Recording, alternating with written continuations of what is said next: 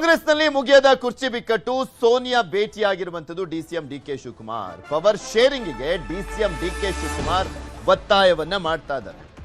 ಅವರ ನಿಲುವಂತೂ ಸ್ಪಷ್ಟವಾಗಿದೆ, ಅವರ ಸಹೋದರನ ನಿಲುವು ಕೂಡ ಸ್ಪಷ್ಟವಾಗಿದೆ. ಕುರ್ಚಿ ಬಿಟ್ಕೊಡ್ಬೇಕಷ್ಟೇ ಅಂತ ಡಿಕೆ ಸುರೇಶ್ ಅವರ ಮಾತುಗಳು ನಿನ್ನೆ ಎಷ್ಟು ಕ್ಲಿಯರ್ ಕಟ್ ಆಗಿ ಹೇಳ್ತಾ ಇದ್ರು ಅಂದ್ರೆ, ಡಿಕೆ ಸುರೇಶ್ ಅವರು ಬಿಟ್ಕೊಡ್ತಾರೆ, ಬಿಟ್ಕೊಡುವಂತ ವಿಶ್ವಾಸ ಇದೆ, ಕಾಯ್ತಾ ಇದೀವಿ ಅನ್ನುವಂಥ ರೀತಿಯಲ್ಲಿ ಮಾತುಗಳು. ಡಿಸಿಎಂ ಡಿಕೆ ಶಿವಕುಮಾರ್ ಅವರು ಸೋನಿಯಾ ಗಾಂಧಿ ಅವರ ಮನೆಗೆ ಹೋಗಿ ಬಂದ ಬಳಿಕ ಸೋನಿಯಾ ಮನೆಯಲ್ಲಿದ್ದಂಥ ಪ್ರಿಯಾಂಕಾ ಗಾಂಧಿ ಅವರು ಅಧಿಕಾರಕ್ಕಾಗಿ ಪ್ರಿಯಾಂಕಾ ಬಳಿ ಡಿಕೆಶಿ ಮನವಿಯನ್ನ ಕೂಡ ಮಾಡಿದ್ದಾರೆ. ರಾಹುಲ್ ಗಾಂಧಿ ಭೇಟಿಗೆ ಅವಕಾಶ ಕೋರಿದ್ರು ಡಿಕೆ ಶಿವಕುಮಾರ್. ನಿನ್ನೆ ತಡರಾತ್ರಿ ಖರ್ಗೆ, ಕೆಸಿ ವೇಣುಗೋಪಾಲ್ ಜೊತೆಗೂ ಕೂಡ ಚರ್ಚೆಯನ್ನ ಮಾಡಿದ್ದಾರೆ. ಖರ್ಗೆ, ಕೆಸಿ ವೇಣುಗೋಪಾಲ್ ಬಳಿಯೂ ಕೂಡ ಅಧಿಕಾರಕ್ಕೆ ಡಿಮ್ಯಾಂಡ್ ಮಾಡಿದ್ದಾರೆ. ಕುತೂಹಲ ಮೂಡಿಸಿದೆ ಡಿಸಿಎಂ ಡಿಕೆ ಶಿವಕುಮಾರ್ ಅವರ ನಡೆಯಲ್ಲಿ. ಹೇಳಿದ್ರಿ 2.5 ವರ್ಷ ಅಂತ, 2.5 ವರ್ಷ ಮುಗಿದು 2.5 ತಿಂಗಳು ಕೂಡ ಆಗೋಯ್ತು. ನನಗೆ ಯಾವಾಗ ಬಿಟ್ಕೊಡ್ತಾರೆ ಅನ್ನುವಂಥದ್ರ ಬಗ್ಗೆ ಒಂದು ಕ್ಲಾರಿಟಿ ಕೂಡ ಬೇಕಾಗಿದೆ ಅನ್ನುವಂಥದ್ದು ನಡೆ ಅಂತ ಕಾಣಿಸುತ್ತೆ ಡಿಕೆ ಶಿವಕುಮಾರ್ ಅವರದು. ಯಾಕಂದ್ರೆ ನಾನಿಲ್ಲಿ ರಾಜಕಾರಣಕ್ಕೋಸ್ಕರನೇ ಬಂದಿರೋದು ಡೆಲ್ಲಿಗೆ, ಇಲ್ಲೇನು ಗಾಳಿ ಕುಡಿಯೋಕ್ಕಲ್ಲ, ಇಲ್ಲೇನು ನೇಚರ್ ನೋಡ್ಕೊಂಡು ಹೋಗೋಕ್ಕಲ್ಲ ಅಂತ ಸ್ಪಷ್ಟವಾಗಿ ಹೇಳಿದ್ರು, ಮಾರ್ಮಿಕವಾಗಿ ಹೇಳಿದ್ರು ಡಿಕೆ ಶಿವಕುಮಾರ್ ಅವರು. ಆ ಮಾತಿನ ಹಿಂದಿನ ಮರ್ಮ ಏನು? ಕುರ್ಚಿಗಾಗಿ ಹೋರಾಟ ಅಂತಾನೆ, ಇನ್ನೇನು ಅಲ್ಲ.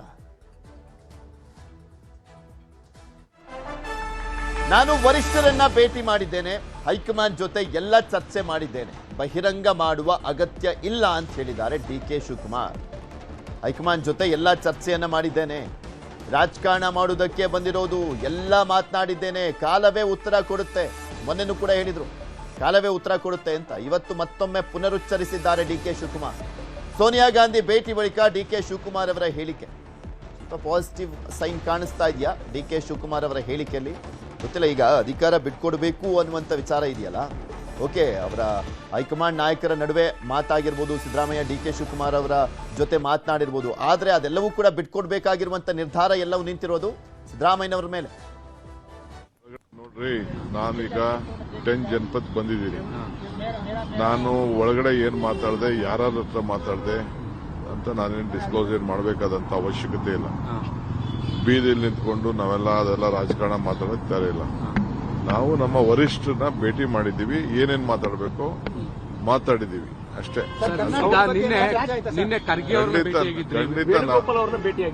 ಖಂಡಿತ ನಾನು ಬಂದ ಮೇಲೆ ಎಲ್ಲಾ ವಿಚಾರನೂ ತಿಳಿಸ್ಲೇಬೇಕಲ್ಲ, ಎಲ್ಲಾ ವಿಚಾರಗಳನ್ನ ಮಾತಾಡಿದ್ದೀನಿ, ಏನ್ ಬೇಕು ಮಾತಾಡಿದ್ದೀನಿ. ಅದನ್ನ ನಾನು ಪಬ್ಲಿಕ್ ಅಲ್ಲಿ ನಾನೆಲ್ಲ ಮಾತಾಡಕ್ಕೆಲ್ಲ ಆಗಲ್ಲ. ಬಂದ ಮೇಲೆ ಅವೆಲ್ಲ ನಾವು ನಾವೆಲ್ಲ ಏನು ಹೇಳಕ್ಕೆ ಅಂತ ನಾನು ಬಂದಿರೋದೇ ರಾಜಕಾರಣ ಮಾಡ್ಲಿಕ್ಕೆ. ಎಲ್ಲ ವಿಚಾರನ ಮಾತಾಡದೆ ಬರೀ ಸುಮ್ಮನೆ ಇಲ್ಲಿ ಬಂದು ಈ ಗಾಳಿ ಕುಡ್ಕೊಂಡು ಹೋಗಿ ಬಂದಿದೀವ. ನಾವು ಏನೇನ್ ಬೇಕೋ ನಾವು ಮಾತಾಡಿದೀವಿ, ಕಾಲ ಎಲ್ಲದಕ್ಕೂ ಉತ್ತರ ಕೊಡ್ತೇವೆ. ಗೃಹ ಸಚಿವ ಪರಮೇಶ್ವರ್ ಮನೆಗೆ ಆಪ್ತರು ಭೇಟಿಯನ್ನ ಕೊಟ್ಟಿದ್ದಾರೆ. ಎಂಬಿ ಪಾಟೀಲ್, ಆರ್ಬಿ ತಿಮ್ಮಾಪುರ್ ಭೇಟಿ ಕೊಟ್ಟಿರುವಂತದ್ದು ಸದಾಶಿವನಗರದ ನಿವಾಸದಲ್ಲಿ ಭೇಟಿಯಾಗಿ ಚರ್ಚೆಯನ್ನ ಮಾಡಿದ್ದಾರೆ. ಅದು ಈಗ ಡಿಕೆ ಶಿವಕುಮಾರ್ ಅವರು ದೆಹಲಿಯಲ್ಲಿರುವಂತಹ ಸಂದರ್ಭದಲ್ಲಿ ಗುಂಪಾಗಿ ಒಬ್ಬೊಬ್ಬರು ಮನೆಗೆ ಹೋದಂತ ಸಂದರ್ಭದಲ್ಲಿ ಸಹಜವಾಗಿ ರಾಜಕೀಯ ಕುತೂಹಲ ಎದ್ದೇಳುತ್ತೆ. ಅದೇ ರೀತಿಯಾಗಿ ಪರಮೇಶ್ವರ್ ಅವರ ನಿವಾಸಕ್ಕೆ ಎಂಬಿ ಪಾಟೀಲ್ ಮತ್ತೆ ಆರ್ಬಿ ತಿಮ್ಮಾಪುರ್ ಅವರು ಹೋಗಿರುವಂತಹ ಸಂದರ್ಭದಲ್ಲೂ ಕೂಡ ಅಷ್ಟೇ ಕ್ಯೂರಿಯಾಸಿಟಿ ಇದೆ. ಕಾಂಗ್ರೆಸ್ ಶಾಸಕರಿಂದ ವಿದೇಶ ಪ್ರವಾಸ ವಿಚಾರ, ಅವರ ಪ್ರವಾಸಕ್ಕೆ ನಾನೇನು ಪ್ರತಿಕ್ರಿಯೆ ಕೊಡ್ಲಿ?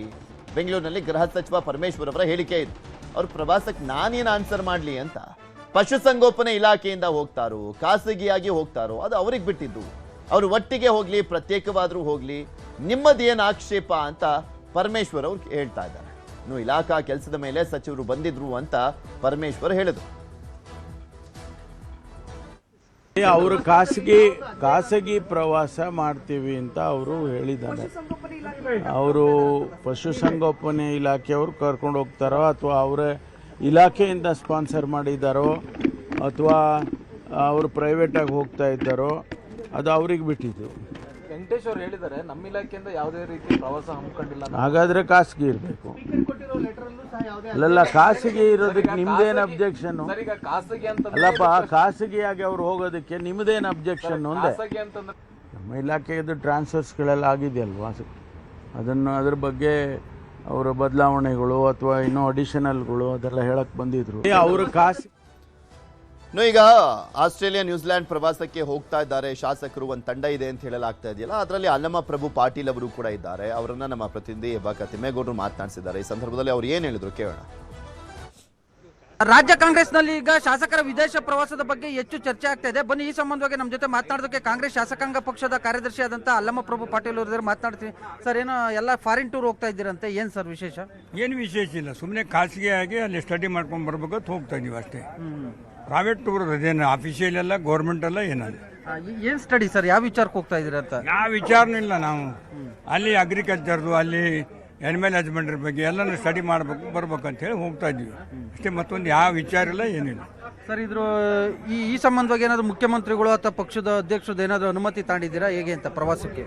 ನಾವು ಹೋಗ್ತಕ್ಕಂಥ ಅವ್ರಿಗೆ ಯಾಕೆ ಕೇಳ್ಬೇಕಂತ ನಾವು ಯಾರೂ ಕೇಳಿಲ್ಲ. ಅವ್ರು ನಮ್ಗೇನು ಡೈರೆಕ್ಷನ್ ಕೊಟ್ಟಿಲ್ಲ ಬೇಡ ಅಂತ ಹೇಳಿ. ಅಲ್ಲ ಸರ್, ಈಗ ಬಜೆಟ್ ಅಧಿವೇಶನ ನಡೀತಾ ಇದೆ, ಮಾರ್ಚ್ 6ನೇ ತಾರೀಕು ಬಜೆಟ್ ಆಗಿ ಆಗಲೇ ಮುಖ್ಯಮಂತ್ರಿ ಕೊಟ್ಟಿದ್ದೀವಿ ನಮ್ಗೆ ಏನೇನು ಬೇಕನ್ನೋದು. ಬಜೆಟ್ ಮೀಟಿಂಗ್ನು ಮಾಡಿದ್ವಿ, ನಮ್ಮ ಉಸ್ತುವಾರಿ ಸಚಿವರು ನಮ್ಮ ಜೊತೆ ಬಜೆಟ್ ಮೀಟಿಂಗ್ ಮಾಡಿ ಅವರಿಗೆಲ್ಲ ಸಬ್ಮಿಟ್ ಮಾಡಿದ್ವಿ. ಎಲ್ಲ ನಮ್ಮ ಕ್ಷೇತ್ರಕ್ಕೆ ಏನೇನು ಬೇಕು ಕೊಟ್ಟಿದ್ವಿ ನಾವು.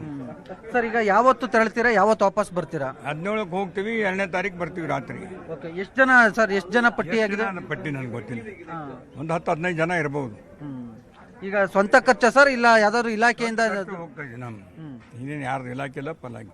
ಅಲ್ಲ, ನಿನ್ನೆ ಪುಟ್ಟರಂಗ ಶೆಟ್ಟಿ ಅವರು ಹೇಳಿದ್ರು ಪಶುಸಂಗೋಪನಾ ಇಲಾಖೆಯಿಂದ ನಾವು ಹೋಗ್ತಾ ಇದೀವಿ ಅಂತ ಹೇಳಿದ್ರು. ಗೊತ್ತಿಲ್ಲ ನಾನು ಯಾವ ಪಶು ಸಂಗೋಪನೆ, ನಾವು ಇಂಡಿವಿಜುವಲ್ ಅಂತ ಹೇಳಿ ನನಗೆ ಹೇಳಿ ನಾವು ತಯಾರಾಗಿ ನಮ್ಮ ಮಗ ನಾವು ಹೋಗ್ತಾ ಇದ್ದೀವಿ. ಸರ್, ಈಗ ಒಂದ್ ವೇಳೆ ಏನಾದ್ರು ಸುರ್ಜೇವಾಲ್ ಅವರು ಅಥವಾ ಏನಾದ್ರು ಹೈಕಮಾಂಡ್ ಏನಾದ್ರು ಇದಕ್ಕೆ ಬ್ರೇಕ್ ಹಾಕಿದ್ರೆ ಹೋಗ್ಬೇಡಿ ಅಂದ್ರೆ ತಮ್ಮ ನಿಲ್ವ ಹೇಗೆ ಸರ್? ನಮ್ದೇನಿಲ್ಲ, ಬಿಡ್ತೀವಿ. ನಮ್ಮ ಹೈಕಮಾಂಡ್ ಹೇಳಿದ ಮಾತು ನಾವು ಕೇಳಬೇಕಲ್ಲ. ಪವರ್ ಶೇರಿಂಗ್ ವಿಚಾರಕ್ಕೂ ಮತ್ತೆ ನೀವು ಹೋಗ್ತಾ ಇರೋ ಪ್ರವಾಸಕ್ಕೂ ಯಾವ ಸಂಬಂಧ ಇಲ್ಲ. ಯಾವುದಕ್ಕೂ ಈ ನಾಯಕತ್ವ ಬಿಕ್ಕಟ್ಟಿನ ವಿಚಾರಕ್ಕೂ ನಾಯಕತ್ವ ನಮ್ಮಲ್ಲಿ ಪ್ರಶ್ನೆನೇ ಇಲ್ಲ. ಹೈಕಮಾಂಡ್ ಏನು ನಿರ್ಧಾರ ತಗೋತಾರೋ ಅವ್ರ ಪರವಾಗಿ. ಮಲ್ಲಿಕಾರ್ಜುನ್ ಖರ್ಗೆ ಸಾಹೇಬರು ಹೇಳಿದ ಮಾತು ವೇದ ವಾಕ್ಯ. ನಮಗೆ ನಾವು ಯಾರು ಬಣ ಇಲ್ಲ, ಯಾರು ಪರ ಇಲ್ಲ, ಯಾರು ವಿರೋಧಿಲ್ಲ. ನಮಗೆ ಮತ ಹಾಕಿರ್ತಕ್ಕಂಥ, ನಮ್ಮನ್ನು ಬೆಳೆಸಿರ್ತಕ್ಕಂಥ ರಾಜ್ಯ ನಾಯಕರಾದ ಮಲ್ಲಿಕಾರ್ಜುನ್ ಖರ್ಗೆ ಸಾಹೇಬರು, ಸೋನಿಯಾ ಗಾಂಧಿಯವರು, ರಾಹುಲ್ ಗಾಂಧಿಯವರು, ನಮ್ಮ ಹೈಕಮಾಂಡ್ನವ್ರು ಏನು ಹೇಳ್ತಾರೆ. 1972ರಿಂದ ಸೈಕಲ್ ಹೊಡ್ಕೊಂಡು ನಾನು ಚುನಾವಣೆಯಲ್ಲಿ ಇದ್ದೀನಿ. ಮಂಡಲ್ ಪಂಚಾಯಿತಿ ಚೇರ್ಮನ್ ಆಗಿ, ಜಿಲ್ಲಾ ಪಂಚಾಯಿತಿ MLC ಆಗಿ, MLA ಆಗಿದ್ದೀನಿ. ಸುದೀರ್ಘವಾದ 50 ವರ್ಷ ನಾನು ಕಾಂಗ್ರೆಸ್ ಬದುಕಿನಲ್ಲಿದ್ದೀನಿ. ಯಾರಿಗೂ ಪ್ರಶ್ನೆ ಇಲ್ಲ. ಪಕ್ಷ ಕಾಂಗ್ರೆಸ್, ಹೈಕಮಾಂಡ್ ಏನು ಹೇಳಿರ್ತೋ ಪರ ಇರ್ತೀವಿ. Okay sir, thank you. So ಇದಿಷ್ಟು ಕಾಂಗ್ರೆಸ್ ಶಾಸಕಾಂಗ ಪಕ್ಷದ ಕಾರ್ಯದರ್ಶಿಯಾದಂಥ ಅಲ್ಲಮ್ಮ ಪ್ರಭು ಪಾಟೀಲ್ ರವರ ಸ್ಪಷ್ಟ ನುಡಿಗಳು. ಕ್ಯಾಮ್ರಾಮನ್ ವಿಶ್ವನಾಥ್ ಹಾವೇರಿ ಜೊತೆ ಹೆಬ್ಬಾಕ ತಿಮ್ಮೇಗೌಡ, ನ್ಯೂಸ್ 18 ಕನ್ನಡ, ಬೆಂಗಳೂರು. ಇದೆಲ್ಲದ್ರ ಬಗ್ಗೆ ಇನ್ನಷ್ಟು ಮಾಹಿತಿಯನ್ನ ಕೊಡ್ತಾ ಹೋಗ್ತಾರೆ ನಮ್ಮ ಪೊಲಿಟಿಕಲ್ ಬ್ಯೂರೋ ಮುಖ್ಯಸ್ಥರಾಗಿರುವಂತಹ ಚಿದಾನ್ ಪಟೇಲ್ ನಮ್ಮ ಜೊತೆ ನೇರ ಸಂಪರ್ಕದಲ್ಲಿ ಜಾಯ್ನ್ ಆಗಿದ್ದಾರೆ. ಪಟೇಲ್ರೇ, DK ಶಿವಕುಮಾರ್ ಅವರ ಮಾತನ್ನ ಕೇಳಿಸ್ಕೊಂಡಿದ್ದೀರಾ? ಅಲ್ಲೇನ್ ಗಾಳಿ ಕುಡಿಯಕ್ಕೆ ಹೋಗಿದ್ದಲ್ಲ, ರಾಜಕಾರಣ ಮಾಡ್ಲಿಕ್ಕೆ ಹೋಗಿದ್ದು ಅಂತ ಹೇಳ್ತಾ ಇದ್ದಾರೆ. ಸ್ಪಷ್ಟವಾಗಿ ಕ್ಲಿಯರ್ ಕಟ್ ಆಗಿ ತಮ್ಮ ಬೇಡಿಕೆಯನ್ನ ಮಂಡಿಸ್ ಬಂದಿದ್ದಾರೆ ಅಂತ ಗೊತ್ತಾಗ್ತಾ ಇದೆ. ಅವರ ಹೇಳಿಕೆಯನ್ನ ಯಾವ ರೀತಿ ಅರ್ಥೈಸಬಹುದು? ಏನಾದ್ರೂ ಪಾಸಿಟಿವ್ ಸೈನ್ ಕಾಣಿಸ್ತಾ ಇದೆಯಂತ DK ಶಿವಕುಮಾರ್ ಅವರಿಗೆ? ಜನರಲ್ಲಿ ಮಹತ್ತರ ಬೆಳವಣಿಗೆ ಅಂದರೆ ಏನಲ್ಲಿ DK ಶಿವಕುಮಾರ್ ಅವರು ಪವರ್ ಶೇರಿಂಗ್ ವಿಚಾರ ಸಂಬಂಧಪಟ್ಟಿಗೆ ನಿನ್ನೆ ಮಲ್ಲಿಕಾರ್ಜುನ್ ಖರ್ಗೆ ಮತ್ತು AICCಯ ಪ್ರಧಾನ ಕಾರ್ಯದರ್ಶಿ ಆಗಿರ್ತಕ್ಕಂಥ ರಾಹುಲ್ ಗಾಂಧಿ ಅವರ ಅತ್ಯಾಪ್ತರಾಗಿರ್ತಕ್ಕಂಥ KC ವೇಣುಗೋಪಾಲ್ ಜೊತೆ ಸುದೀರ್ಘವಾಗಿ ಸಹೋದರರು ಮಾತುಕತೆಯನ್ನು ನಡೆಸಿರ್ತಕ್ಕಂಥದ್ದು.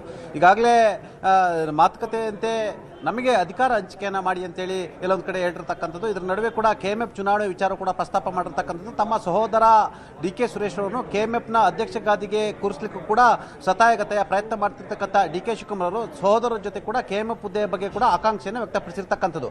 ಇದರ ಭಾಗವಾಗಿ ಪ್ರಮುಖವಾಗಿ ಇವತ್ತು AICCಯ ಮಾಜಿ ಅಧ್ಯಕ್ಷ ಮತ್ತು ಕಾಂಗ್ರೆಸ್ನ ಹಿರಿಯ ನಾಯಕಿಯಾಗಿರ್ತಕ್ಕಂಥ ಸೋನಿಯಾ ಗಾಂಧಿ ಅವರ ಜನಪತ್ ನಿವಾಸದಲ್ಲಿ DK ಶಿವಕುಮಾರ್ ಅವರು ಅಸ್ಸಾಂನ ವೀಕ್ಷಕರ ಜೊತೆ, ಅದರಲ್ಲೂ ಕೂಡ ಪ್ರಮುಖವಾಗಿ ಛತ್ತೀಸ್ಗಢದ ಮಾಜಿ ಮುಖ್ಯಮಂತ್ರಿ ಮತ್ತು DK ಶಿವಕುಮಾರ್ ಅತ್ಯಾಪ್ತರಾಗಿರ್ತಕ್ಕಂಥ ಭೂಪೇಶ್ ಬಘೇಲ್ ಅವರ ಜೊತೆ ಇವತ್ತು ಸೋನಿಯಾ ಗಾಂಧಿ ಅವರನ್ನ ಭೇಟಿಯಾಗಿರುವಂಥದ್ದು. ಸೋನಿಯಾ ಗಾಂಧಿ ಅವರನ್ನ ಭೇಟಿಯಾದ ಸಂದರ್ಭದಲ್ಲೂ ಕೂಡ ಕರ್ನಾಟಕದಲ್ಲಿ ಅಧಿಕಾರ ಹಂಚಿಕೆ ವಿಚಾರ ಮತ್ತು ಮುಖ್ಯಮಂತ್ರಿ ಹುದ್ದೆ ವಿಚಾರ ಸಂಬಂಧಪಟ್ಟಗೆ ಪ್ರಸಕ್ತ ಕರ್ನಾಟಕದ ಕಾಂಗ್ರೆಸ್ನ ಮತ್ತು ಮುಖ್ಯಮಂತ್ರಿ ವಿಚಾರ ಸಂಬಂಧಪಟ್ಟಗೆ ವಿದ್ಯಮಾನಗಳ ಬಗ್ಗೆ ಸೋನಿಯಾ ಗಾಂಧಿ ಅವರಲ್ಲಿ ಮಾಹಿತಿಯನ್ನು ಕೊಟ್ಟಿರ್ತಕ್ಕಂಥದ್ದು. ಈ ಸಂಬಂಧಪಟ್ಟ ಕೆಲವೊಂದು ಕಡೆ DK ಶಿವಕುಮಾರ್ ಅವರು ಮತ್ತು ಅವರ ಅತ್ಯಾಪ್ತರು ಹೇಳೋ ಪ್ರಕಾರ ಸೋನಿಯಾ ಗಾಂಧಿ ಅವರು ಒಂದಷ್ಟು ಪಾಸಿಟಿವ್ ರೆಸ್ಪಾನ್ಸ್ ಮಾಡಿದರೆ ಎಂಬ ಮಾತು ಕೂಡ ಕೇಳಿ ಬಂದಿರತಕ್ಕಂಥದ್ದು.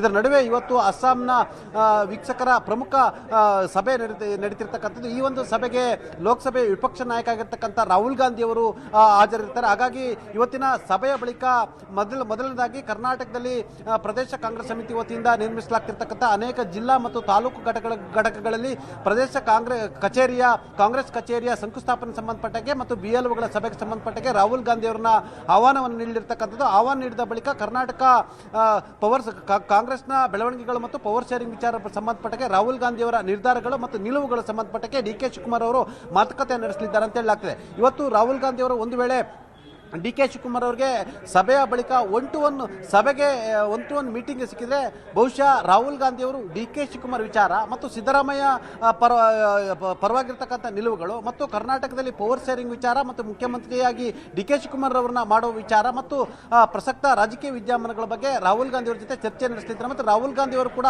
ಅವರ ಸ್ವತಃ ನಿಲುವು ಏನಿದೆ ಅನ್ನೋದು ಕೂಡ ಸ್ಪಷ್ಟಪಡಿಸಲಿದ್ದಾರೆ. ಆ ಮುಖಾಂತರ ಡಿ ಕೆ ಶಿವಕುಮಾರ್ ಅವರಿಗೆ ಅಧಿಕಾರ ಹಂಚಿಕೆಯನ್ನು ಮಾಡಿಸ್ತಾರ ಅಥವಾ ಇನ್ನಷ್ಟು ತಡವಾಗಿ ಮಾಡಿಸ್ತಾರ, ಆದಷ್ಟು ಶೀಘ್ರವಾಗಿ ಮಾಡಿಸ್ತಾರ, ಅಥವಾ ರಾಹುಲ್ ಗಾಂಧಿ ಅವರ ಮನಸ್ಥಿತಿಯಲ್ಲಿ ಡಿ ಕೆ ಶಿವಕುಮಾರ್ ಅವರನ್ನ ಮುಖ್ಯಮಂತ್ರಿ ಮಾಡುವ ಇರಾದೆ ಇದೆಯಾ, ಅಥವಾ ಡಿ ಕೆ ಶಿವಕುಮಾರ್ ವಿಚಾರದಲ್ಲಿ ರಾಹುಲ್ ಗಾಂಧಿ ಅವರ ನಿಲುವೇನು, ಎಲ್ಲದೂ ಕೂಡ ಇವತ್ತು ಕೂಡ ಸ್ಪಷ್ಟನೆ ಆಗ್ತಿರ್ತಕ್ಕಂಥದ್ದು. ಹಾಗಾಗಿ ಡಿ ಕೆ ಶಿವಕುಮಾರ್ ಇವತ್ತು ರಾಹುಲ್ ಗಾಂಧಿ ಅವರನ್ನ ಒನ್ ಟು ಒನ್ ಮೀಟ್ ಆದ್ರೆ ಡಿ ಕೆ ಶಿವಕುಮಾರ್ ಕೂಡ ರಾಹುಲ್ ಗಾಂಧಿ ಅವರು ತನ್ನ ಪರವಾಗಿದ್ದಾರ ಅಥವಾ ಅಧಿಕಾರ ಹಂಚಿಕೆ ವಿಚಾರದಲ್ಲಿ ಅವರ ನಿಲುವೇನೆಂಬುದ್ರ ಬಗ್ಗೆ ಮಾಹಿತಿ ಕೂಡ ಸಿಗಲಿರುವಂಥದ್ದು. ಹಾಗಾಗಿ ಡಿ ಕೆ ಶಿವಕುಮಾರ್ ಅವರು ಸಭೆಯ ಬಳಿಕ ರಾಹುಲ್ ಗಾಂಧಿ ಅವರನ್ನು ಭೇಟಿಯಾಗುವ ಸಾಧ್ಯತೆ ಇದೆ ಅಂತ ಹೇಳಲಾಗ್ತದೆ. ಈಗಾಗಲೇ ಪ್ರಿಯಾಂಕಾ ಗಾಂಧಿ ವಾದ್ರ ಮುಖಾಂತರ ಕೂಡ ರಾಹುಲ್ ಗಾಂಧಿ ಅವರ ಜೊತೆ ಮಾತುಕತೆಗೆ ಸಂಬಂಧಪಟ್ಟ ಒಂದಷ್ಟು ಪ್ರಯತ್ನವನ್ನು ಮಾಡ್ತಿರ್ತಕ್ಕಂಥದ್ದು. ಇದರ ಭಾಗವಾಗಿ ಸೋನಿಯಾ ಗಾಂಧಿ ಅವರನ್ನು ಭೇಟಿಯಾಗಿರ್ತಕ್ಕಂಥದ್ದು. ಸದ್ಯ ಸೋನಿಯಾ ಗಾಂಧಿ ಅವರು ಮತ್ತು ಪ್ರಿಯಾಂಕಾ ವಾದ್ರಾ ಅವರು ಡಿ ಕೆ ಶಿವಕುಮಾರ್ ಅವರ ಪರವಾಗಿದ್ದಾರಂತ ಎಂಬ ಮಾತು ಕೂಡ ಕೇಳಿ ಬಂದಿರತಕ್ಕಂಥದ್ದು. ಅಲ್ಲದೆ ಪರೋಕ್ಷವಾಗಿ ಎಐಸಿಸಿ ಅಧ್ಯಕ್ಷ ಆಗಿರ್ತಕ್ಕಂಥ ಮಲ್ಲಿಕಾರ್ಜುನ್ ಖರ್ಗೆ ಅವರು ಕೂಡ ಡಿ ಕೆ ಶಿವಕುಮಾರ್ ಪರವಾಗಿದ್ದಾರೆ. ಆ ಮುಖಾಂತರ ಡಿ ಕೆ ಶಿವಕುಮಾರ್ ಅವರು ಮುಖ್ಯಮಂತ್ರಿ ಆದರೆ ತಮ್ಮ ಪುತ್ರ ಪ್ರಿಯಾಂಕ್ ಖರ್ಗೆ ಅವರನ್ನ ಉಪಮುಖ್ಯಮಂತ್ರಿ ಮಾಡಬಹುದು ಎಂಬ ಕನಸು ಕಂಡಿರ್ತಕ್ಕಂಥ